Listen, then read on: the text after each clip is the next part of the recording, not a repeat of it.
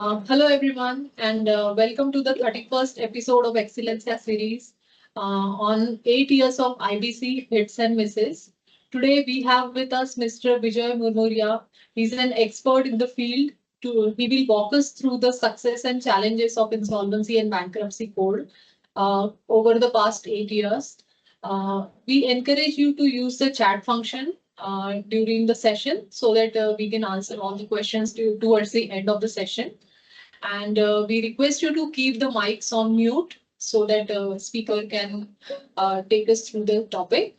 And before we start our session, I would invite Mr. Unwala to introduce our esteemed speaker today.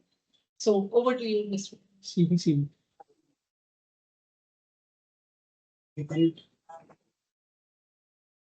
Good evening, friends. We are indeed privileged to have with us a very seasoned and experienced senior professional, Mr. Bijay Murmuria, who wears two hats. One that of a practicing chartered accountant as a senior partner with Maheshwari and Associates. But more importantly, his primary role is that of a director as a promoter director of Sumedha Fiscal Services, a public listed entity, as well as Sumedha Management Solutions Private Limited.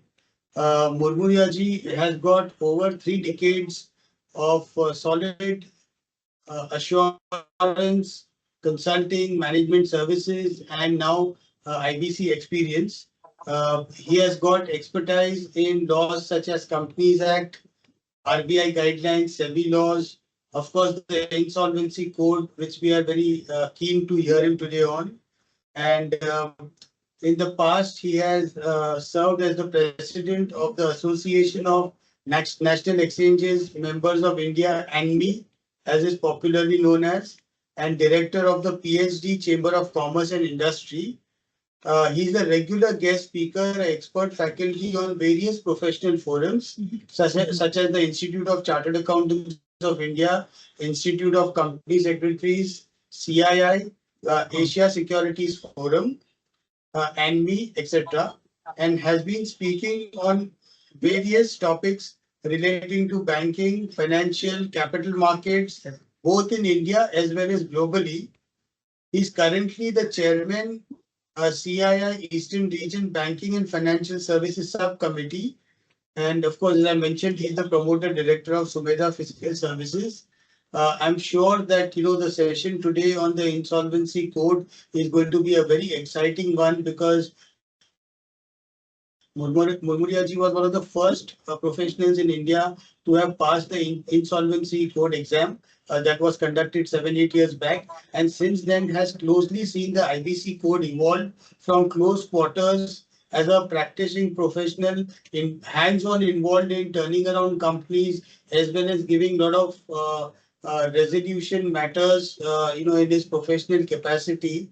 And as we all are aware that, the Insolvency Code is like, a thriller movie that is evolving, very exciting twists and turns, courtroom dramas, resolution professionals emerging as heroes, as well as a lot of shady practices surrounding the sector. So I think we have got the best batter with us today in the form of Mr. Bijay Murmuria with so much of hands-on IBC experience behind him. He is going to give us a lot of interesting insights on hits and misses and a regular research report that he does for CII. So with this introduction, I would now hand it over to our guest faculty speaker, Bijay Murmuria ji, with a request to all the participants to please mute your mics. And he will be taking the session for the next 30 to 45 minutes. And please post your questions and be calm and patient in the chat mode, chat box mode as requested by Deepika. Over to you, sir. Thank you for joining us once again. It's a privilege to have you with us, and over to you, sir, to start the session. Namaskar, good evening, everybody. Thank you, Zefa and the entire JHS team to give me this opportunity to present 8 years of IBC hits and misses. First and foremost, I'm not an expert. I'm still a learner, even after 8 years of getting into IBC.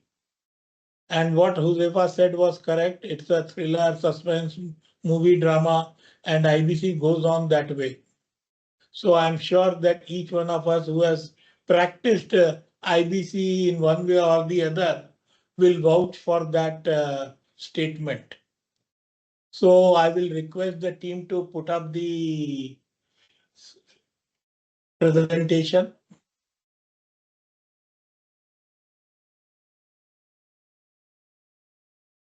You can enlarge it. I hope it's visible to all.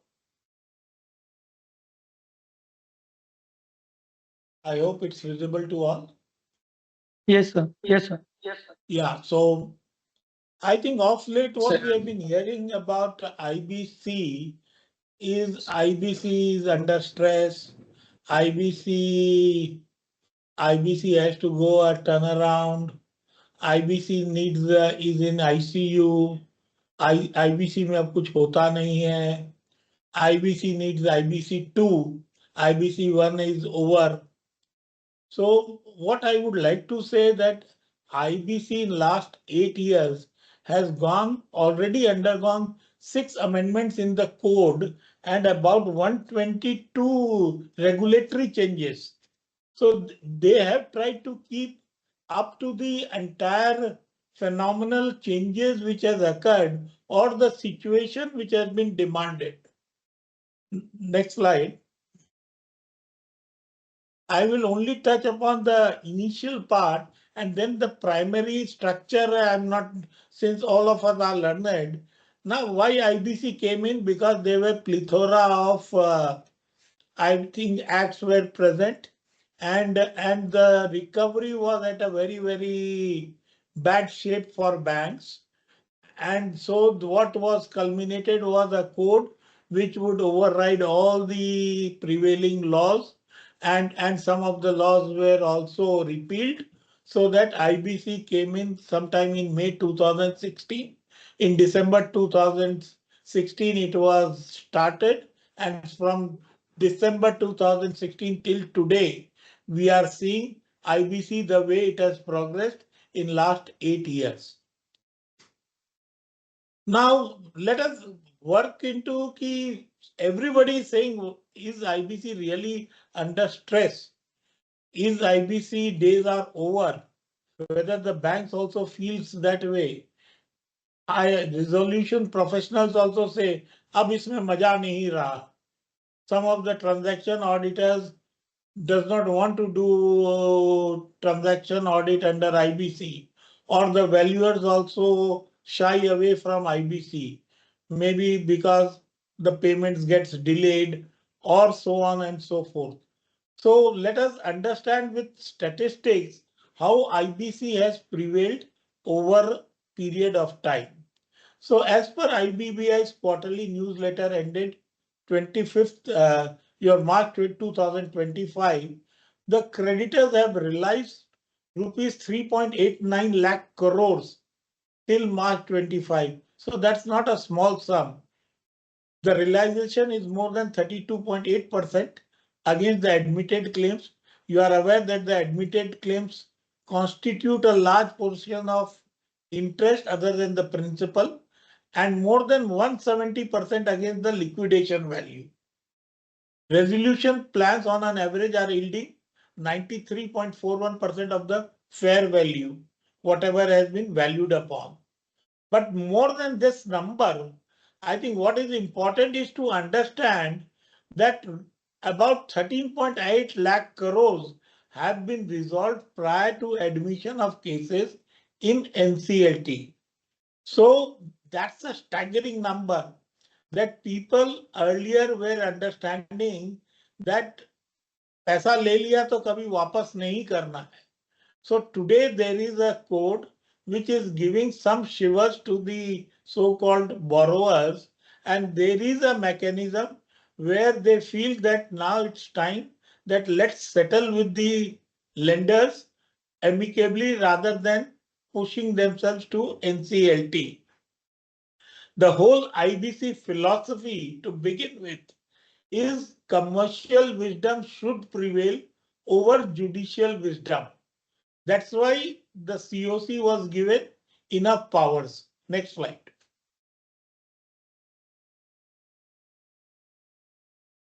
Let us understand the brief statistics that as of March 2025, the total number of cases admitted is 8,308, which is the last column.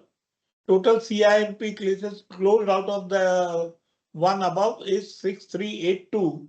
This 6382 comprises of closure by appeal, review, settled or others 1276, withdrawal under section 12A 1154, approval of resolution plan 1194, and liquidation 2758 with the ongoing CRP 1926. So over a period of time, we are seeing that though this number of 1900, 1800 remains fixed, but a number of cases have been closed either by way of successful resolution or withdrawal or any other means. Next slide. Now we come to the realizability part. So as we see the numbers, that the realizability part, despite whatever has been stated, the fair value comprises in 2024-25 as a percentage is higher with absolute amount of 55,821. So against fair value 157%, liquidation value 230%. Similarly, through liquidation, it remains more or less at 90% of the liquidation value. Here I would like to stress upon, I think we will place in some other slides, that 2-3 large cases, if it happens, that may change the entire percentage of fair value and liquidation value gain. Because 2-3 large, if there are say 10,000 or 9,000 crores of loans, and if it is a manufacturing concern and that is successfully resolved, which was done in 2024-25, it will give a different kind of statistics altogether. Next slide.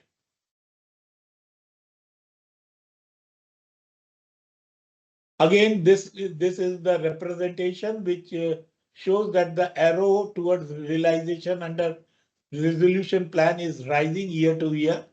And similarly, under liquidation, it remains static at about 90%. Next slide.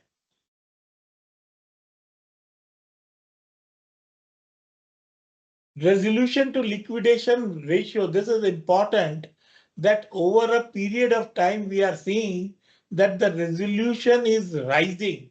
So contrary to whatever is the belief, the number of resolutions which are happening in last 2 years, 3 years have been rising vis-a-vis, and even if you go through the last 5 quarters, beginning ending March 25, you see there is a upside to the number of resolution vis-a-vis number of liquidation.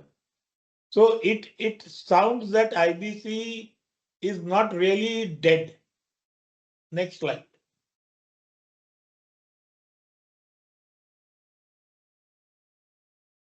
As I said, the why in 2025, the fair value was at more than 100%. These are the some of the cases which were done in the January to March, that is Q4 of 2025, which yielded good resolutions and which were much higher than the fair value.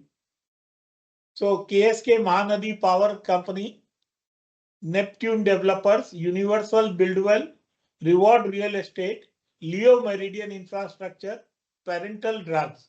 So there are 2 manufacturing companies with high debt and 4 real estate developers. So we are seeing that there is a positivity even in real estate construction, which was not there in earlier times. So a number of regulatory changes has given a positive effect to the construction sector. And wherever you have large manufacturing company where there was a base and there is a value. That value has come in terms of resolution plan. Next slide.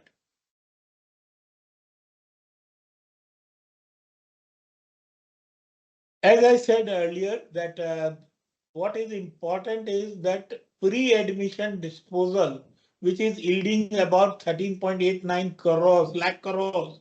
So that is the numbers which is getting disposed pre-admission stage.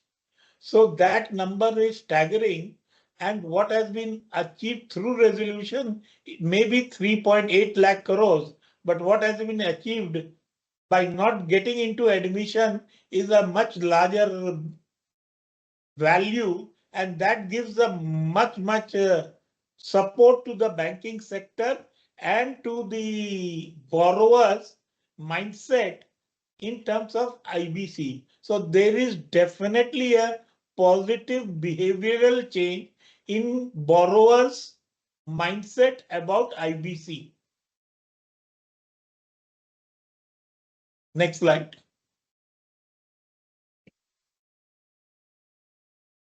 I think what we stated about numbers, now the impact. So pre-admission case, as I said, 30,000, 13.8 lakh crores. Post-admission case disposal, 4,502, which breakups is resolution 1194, which is giving 3.89 lakh crores. Settled and withdrawn close 2430, yielding 1 lakh crore. And liquidation, which is giving about 9,000 crores. Next slide, please.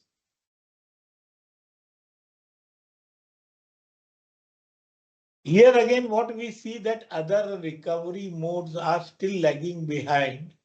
Only SARFAESI is slightly next to the IBC. Why SARFAESI is considered also is some of the borrowers who are having exclusive charge, they would always prefer to go through SARFAESI to realize highest rather than going into IBC. But the philosophy behind SARFAESI and IBC is totally different. SARFAESI is more of a recovery tool. IBC is more of a mechanism to revive rather than recovery. Though we tend to deviate from the principles, it is more for revival than for recovery. But wherever the banks have found that they have exclusive charge over mortgage, over assets, they would always prefer SARFAESI over IBC. The DRTs and Lok Adalats have a very insignificant role comparatively. Next.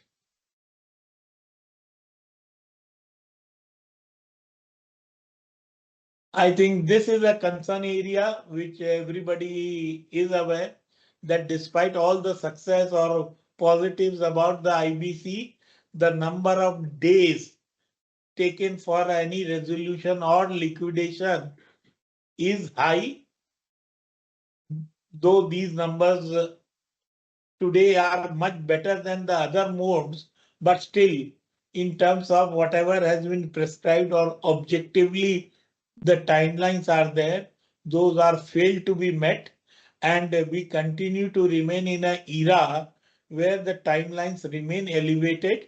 So anything to be done to make this more efficient would be the timelines, and we'll discuss the timelines issues and how that can be pushed down in next of few slides.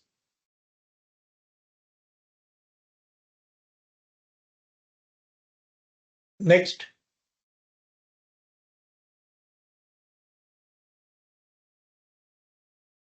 This is a percentage wise of what sector constitutes of IBC. So manufacturing as usual is the largest. It was much higher, but now this construction sector has also picked up. So they are also at 34%. Manufacturing is 37%. Others are all smaller stakes are there. But we will have to understand that manufacturing and construction sector, gives more results in terms of revival or recovery, considering their asset value. Next.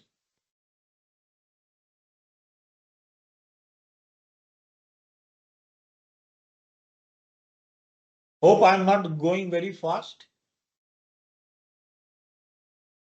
JHS team. Hope I'm not going very fast. No, no, the base is okay. The base is okay, sir. Yeah. Because I want the discussion to be more than just the statistics. Statistics is more to give the flavor of what is prevailing right now.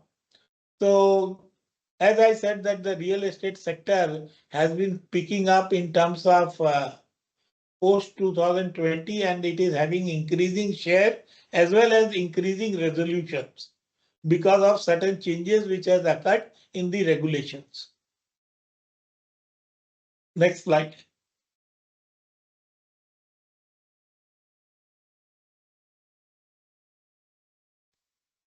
This is important that irrespective of whatever has been stated, there is a reduction in admitted cases are positive, but fewer closures are concerned. If you see the bar charts in 2025, the first two bar charts are more or less equal.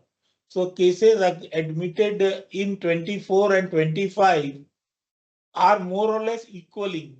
That means the number of cases which are admitted versus number of cases which are closed are more or less equal. And that is because of higher disposition of cases, which we will take up in the next slide. But this is a good part of the IBC, that IBC in last few years in terms of resolution has given the highest resolutions if you see from year to year basis. Next slide. Now we come to, there were two studies done, one by IIM Ahmedabad and another by IIM Bangalore. IIM Bangalore is the most recent study which was done, I think, sometime in January, February of 25. And IIM Ahmedabad did sometime in August, September of 24.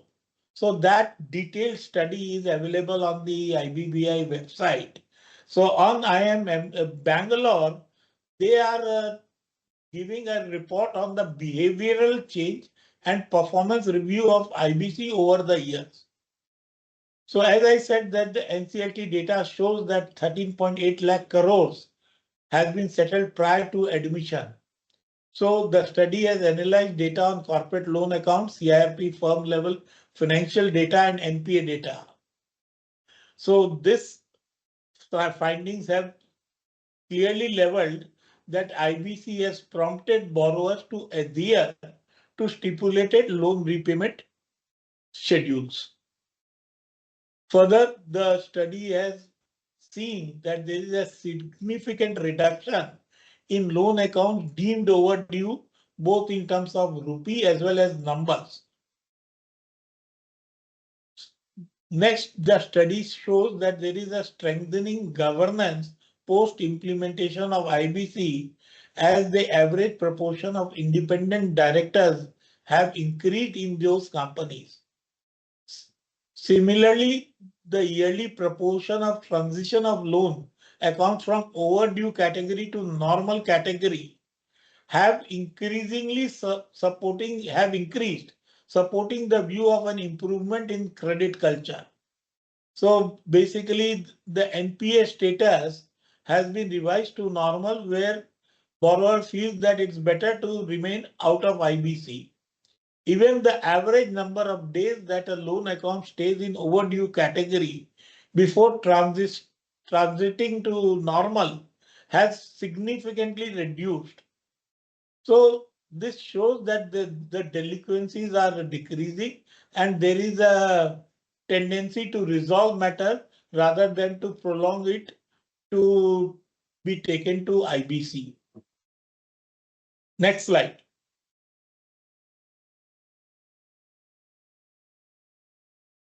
as I said, this is the IM Ahmedabad study, which has clearly demonstrated remarkable efficiency in restructuring financial distressed entities through IBC, prioritizing business continuity over dissolution. This value maximizing approach has liberated significant productive capacity and capital assets. So we are able to retain capital as asset, and the economic value has been saved for the country. That can be shown by these figures. The report notes significant improvement in firms' performance post-resolution, such as 76% increase in average sales, improved EBITDA and net margins, built up in tangible assets indicated by a 50% increase in average total assets. So 130% increase in average capex, convergence in profitability ratios with benchmark averages, overall increase in aggregate market valuation by 3 times, improved liquidity by about 80%, and increase in employee expenses. So these indicators are sufficient to show that companies who have come out of IBC have been largely performing better. They have expanded their capacities. They have a dedicated capex and are doing a best for economic value and preservation of capital assets, which is the motto of IBC. Next slide. Now we come to the headlines. IBC at 8 years, hits and misses. So as I said, the numbers of liquidation over assets and what has been realized. So all those numbers have already been shared. So what it has achieved or not achieved, let us go by it. So there is reduction in resolution timelines. As we are aware that in the era before IBC, usually the recovery used to take about 4.3 years, which has significantly decreased to about 1.6 years, which is a large reduction, but still a lot of improvement is still due and can be done. Higher recovery rates. So most of the SARFAESI had given about 25-26% average recovery, which had increased to about 45% in IBC in the initial years. Now it stands to about 33%. Next slide, please. As I said, positive change in the lender, in the borrower's behavior, debtor's behavior, because they tend to behave well in terms of maintaining their credit profile and repay their debts on time rather than being dragged to IBC. Investor confidence. IBC has a transparent process right from the beginning with crucial developments being conveyed to public at large. This has resulted in increased investor confidence and a competitive market for bidders. Improved global insolvency ranking. So insolvency ranking has improved from 136 to 52, and that too was done sometime in 2020. If we take a further today's impact, I think it will further go down. Next is balanced and equitable distribution. So the government, as per the liquidation formula which has been placed in section 53 of the code, has an equitable distribution structure where government dues comes from mostly at the last, and the priority is given to the employees, financial creditors, and so on and so forth. So the government knowingly has taken a back seat in terms of distribution of the money. Comprehensive framework. So as I said, it consolidated a lot of earlier laws which were prevailing and adding to the confusion. And today this code is paramount, and it has repealed a lot of other laws, and this is recognized as prevailing law over other laws. Next.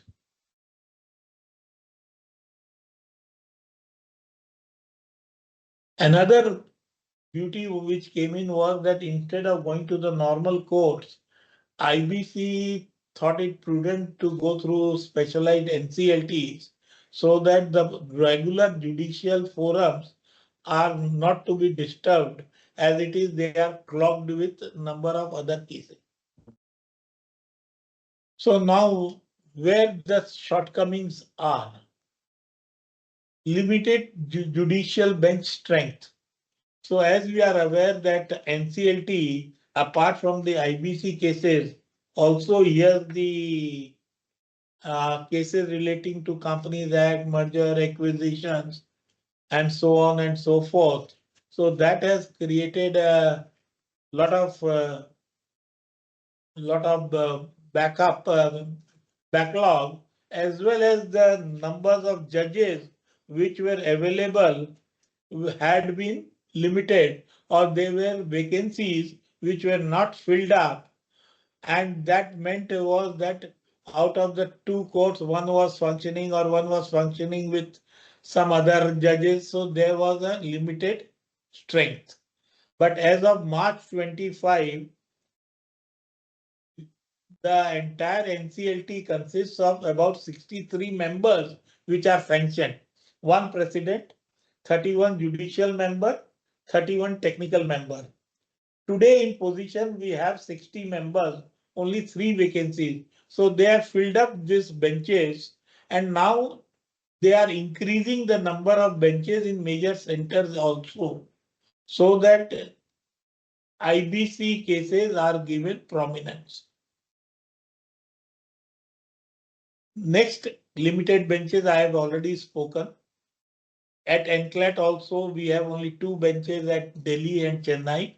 And considering that the cases are on as an appellate, cases come on from all the other centers to NCLAT, that creates a lot of backlog, and that backlog creates a lot of time gap between final appellate decisions.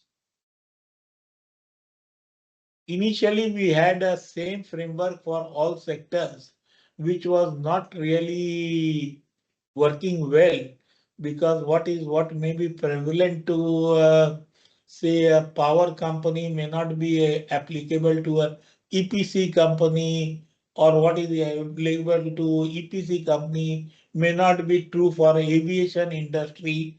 And we have seen that a number of cases where some other formulas or framework or benchmarks were required that were kept napping, and due to that the IBC process to such specific industries suffered, and maybe those have been taken to liquidation.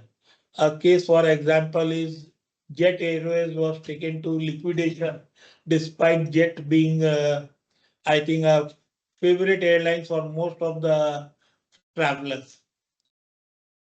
Similar, there are other case studies where I think due to non-availability of specific guidelines to a particular sector, there was challenges, and those challenges were not met in respected time frame.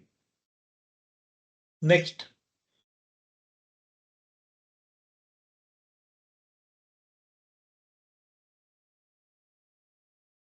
Again, the challenge of group insolvency, which was mostly visible in the Videocon case and similar other cases, where the group insolvency has to be done rather than an individual company-wise framework, because ultimately that combines into a better framework. So that again was a challenge which was to be met. Similar to difficulty in implementation of cross-border insolvency, So there again, the guidelines are still not very clear. Then this pre-packaged insolvency resolution process. This was basically brought for MSME sector, but and it was like a pre-designed restructuring scheme where it would have gone probably to the same owners, but it has not really faced success because of certain inherent deficiencies therein. Next.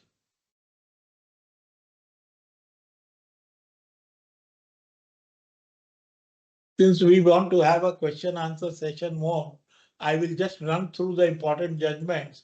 I think this judgment has been talked about much with Bhushan Power, where IBC was put to a lot of criticism, considering that 5 years had elapsed and now JSW has taken over Bhushan.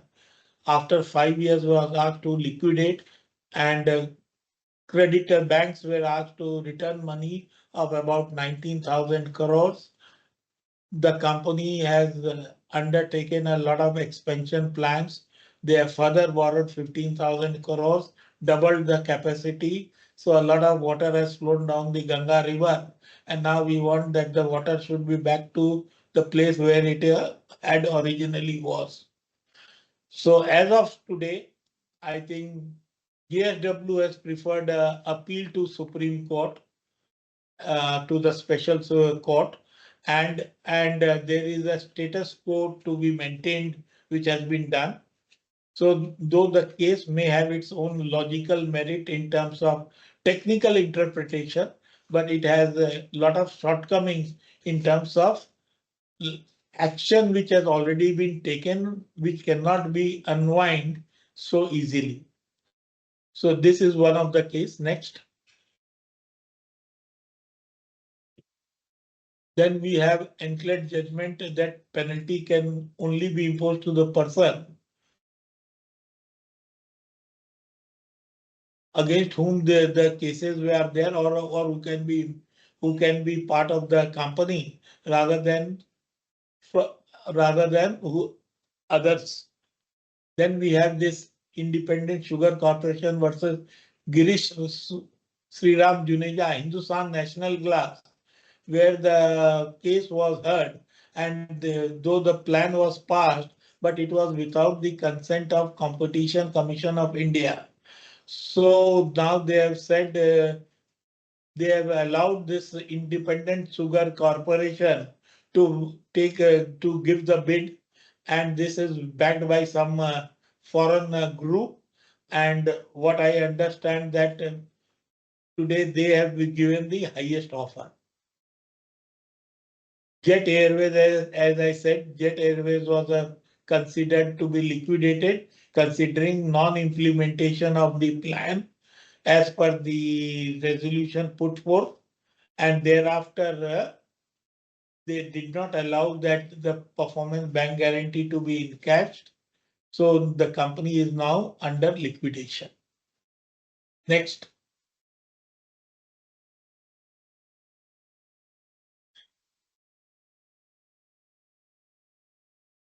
I think next is where basically they say that the commercial wisdom of the COC cannot be challenged.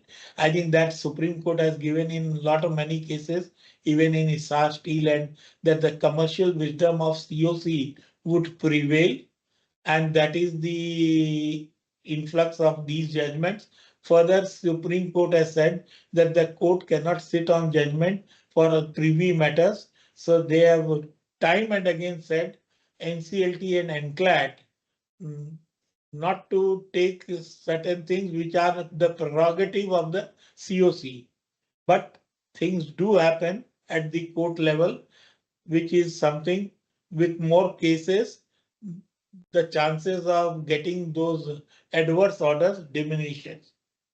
In terms of Electro Steel versus Spark, I think the case is well settled that once you wear your new shoes, all the old cases or old matters get to zero, and the moratorium, anything before the moratorium would not be considered afresh even after the resolution.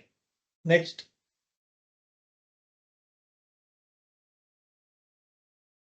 There are certain state laws which prevail over IBC. One such is the Honorable Supreme Court in the matter of National Spot Exchange versus Union of India, where MPID Act, that is the Maharashtra Protection Act, prevails because of their underlying regulations. A similar things have happened in Gujarat VAT. So as a RP or liquidator, we have to be very, very careful on certain such demands of state laws and have to see whether those laws are prevailing over IBC. Though it is again a case of judicial interpretation, but in few of these cases, the court has taken a view that this is over and above IBC.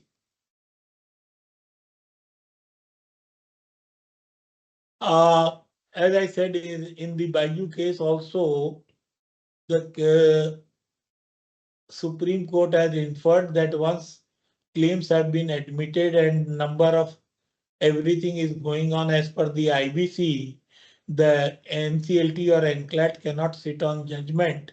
You have to follow the process. So if the next process is 12A or the CIRP process, that should prevail. Next.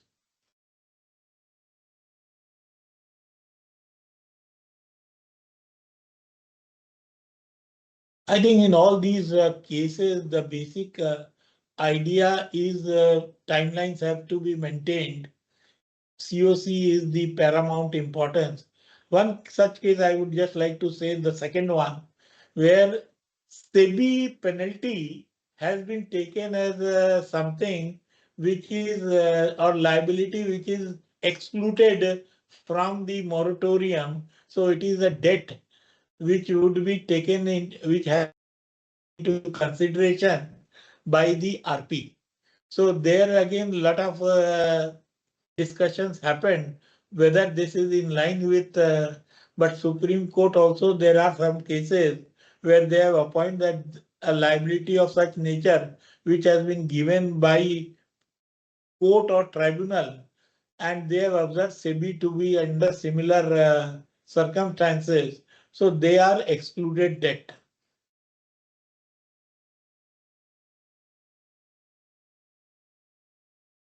Next.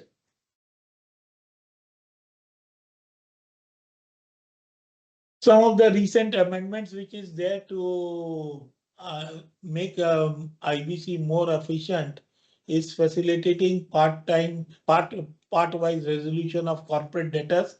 This is in line with whatever we have been doing in liquidation. So suppose a corporate debtor has say 2 units, one in textile, another in some other. So it always prudent to sell it to 2 different bandwidth, and that will give a much more, because a textile guy may not be interested in a power sector or something of similar nature. Harmonizing timeline for payments under resolution plan. So basically this is that pro rata payment has to be done, and the financial creditors who have even not voted in favor, they have to be given in priority, but that priority does not mean that they have to be given upfront. Every time as per the formula, they have to be given before the assenting financial creditors. Facilitating the interim finance has always been a problem because banks have not been coming forward to provide finance for the IBC process to run smoothly. So now they have also allowed that interim finance persons can sit on COC to understand the intricacies of the case, and this will give them much more comfort while funding. Next. Presentation of all plans before the COC rather than just the successful plan, so that you have more transparent mechanism. As I said, real estate sector has seen a lot of visibility in recent years. So again, in February 2025, the IBC regulations have notified that RP, after obtaining approval of the committee of creditors, can even hand over possession to home buyers while the resolution process is still ongoing. Then there is appointment of facilitators between classes of home buyers and others, so that their responsibilities or they are more pragmatic and come to such meetings better prepared or are more intelligent than a usual normal home buyers. Next. Participation of competent authority in real estate projects. So guys like Noida, Hudco, Huda, or similar government initiated land development regulatory agencies, they can also be made part of the COC so that their objections or views are taken while the resolution process is on, rather than they coming at a later stage and creating unnecessary legal hassles. Report on real estate development rights and permission. Again, it is that RP has to prepare timely reports so that viability is taken into perspective. Relaxation for real estate allotee committee have now been empowered to relax certain conditions for association or group of home buyer to participate as resolution applicants in the process.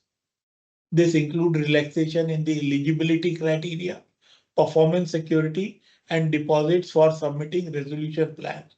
So they are one of the largest stakeholders. So they may be given certain extra relaxation, unlike a outside bidder. Amendment in liquidation regulations. So again, the liquidation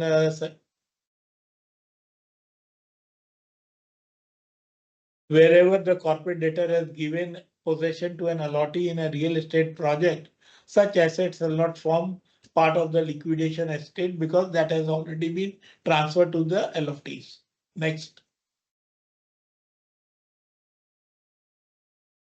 So that's it. I'm open to question answer and any other views. I would also welcome views since all are learned people here. So anywhere people feel that views are to be taken, I would welcome views, suggestions as well.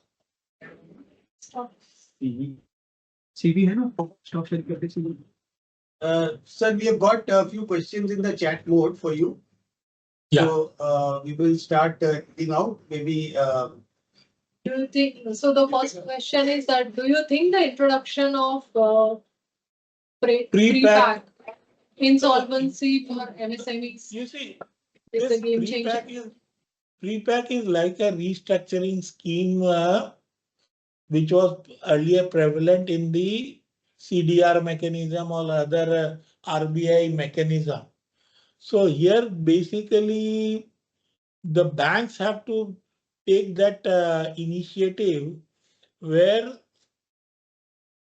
be it that sacrifice or be it the elongating the period of repayment or certain reduction in interest rates.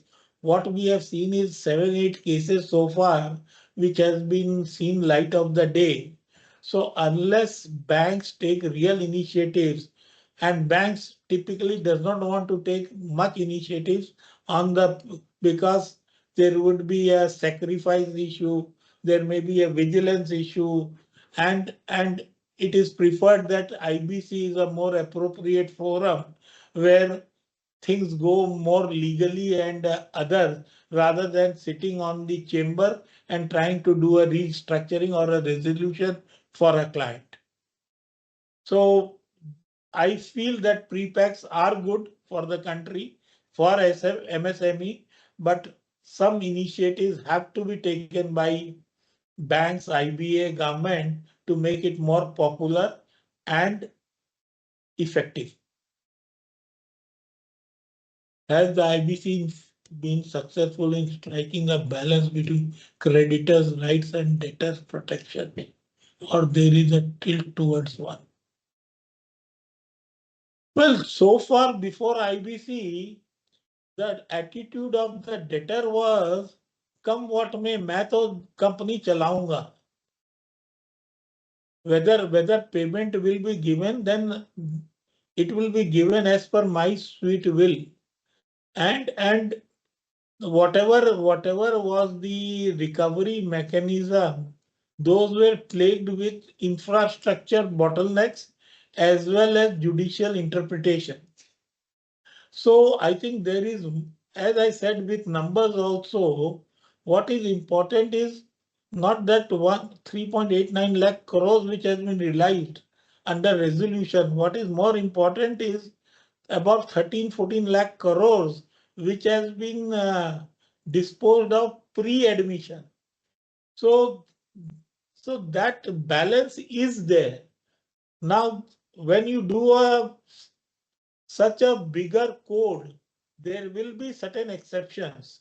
So those exceptions may tilt towards the creditors or the debtors.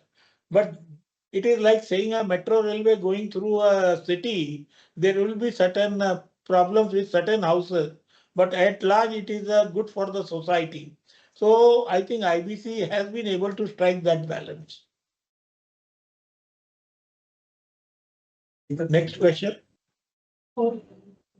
Okay, so what role technology plays in speeding up the resolution process and reducing litigation under IBC?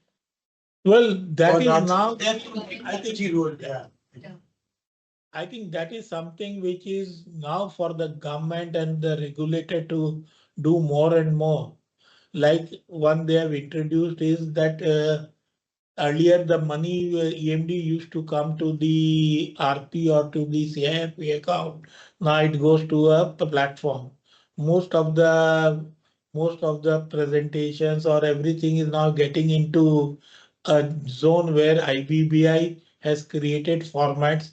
And if that be so, what would happen is that overall AI or artificial intelligence or the mechanism of formatting and technology will be an efficient enabler to the entire process, and the timelines what we are seeing, the delays, that can be brought down considerably. So technology has big role to play, and it will be an enhancer in IBC going forward. Okay, we have received a couple of questions in the chat box also, so I'll read it out. With recovery rates dipping in FY 24-25, what critical reform and enforcement strategies would you recommend to improve the creditors' outcome? To improve the creditors' outcome? So as I said, today you got the question now, Murmuria ji? Yeah, I got it. Okay. I got it.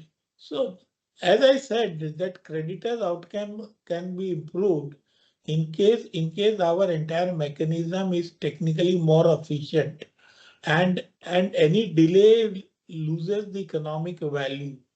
So if our mechanism of number of days for either meeting the resolution or liquidation goes down, definitely that will be plus. Number one. Number two, if a central platform is available for disseminating data, be it on any resolutions, at times even though you advertise, lot of maybe a buyer may not be aware of full details. So as and when you bring it to a single platform, there will be more takers to it. So I believe that going forward, that culture will enhance the overall cycle. And we need to bring everything to a particular platform so that things improve there. Okay.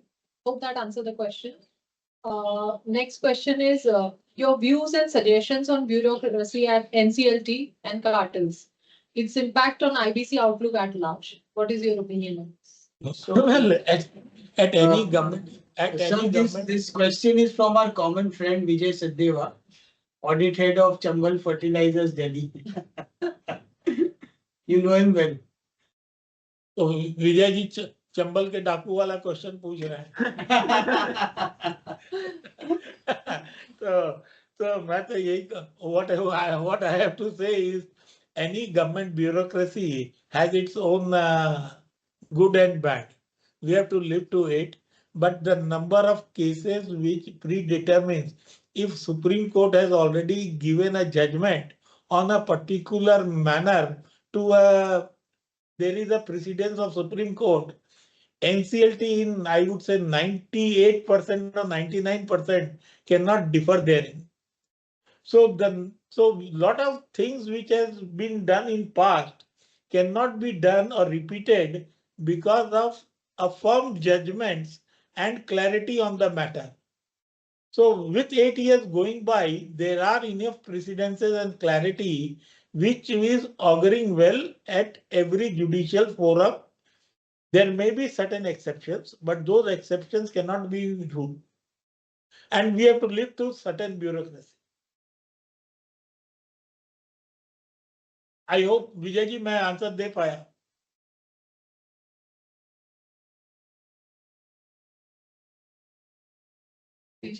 Yeah. So Vijay ji has replied absolutely so. So he's replied that. So yeah, he got his answer. Sir, our senior, very senior Chetan Mr. Desai. Chetan Desai has given some views in the chat box. He's asking your views Your- on the he's asking cases your where views. the COC takes a very narrow slash inhuman view with the sole focus on maximum recovery and a zero consideration for the survival of the company. Can you show speak on the C more? I think Chetan Bhai is right that COC usually what happens, I will tell out of my practical experience that COC is majority represented by people who have no interest in the content. So they come, they would only hear you out and decisions are left to the superiors. They will go back, they will come back with answers. So the content part is not material to them. So it is more of a representation than an active participation. One. Second, it makes sense for IP or RP to understand the voting power of the COC and to have informal dialogue with people who matters. So that in COC that chaos is already been solved by people who matter getting into discussion informally. Third, lot of things they would say, but they would not like it to be recorded against their names. So wherever RP feels comfortable, uncomfortable with their views, suggestions, they should say, I have no problem, but I am minutizing this, that such and such person of representing such and such member has echoed this view. Say it is on security. I think if you say that 10 guards are required, they will say 8 guards are required. If you say 8 guards are required, they will say 5 guards are required. If you say that the guard cost is 10,000 rupees, they said it is available at 7,000 rupees. So you say fine, you give the guards, you create the number and we'll record. So tomorrow if the safety is compromised, who is to be blamed is clear. And I will tell you in 99% cases, they will not like to take that responsibility of naming them into the minutes.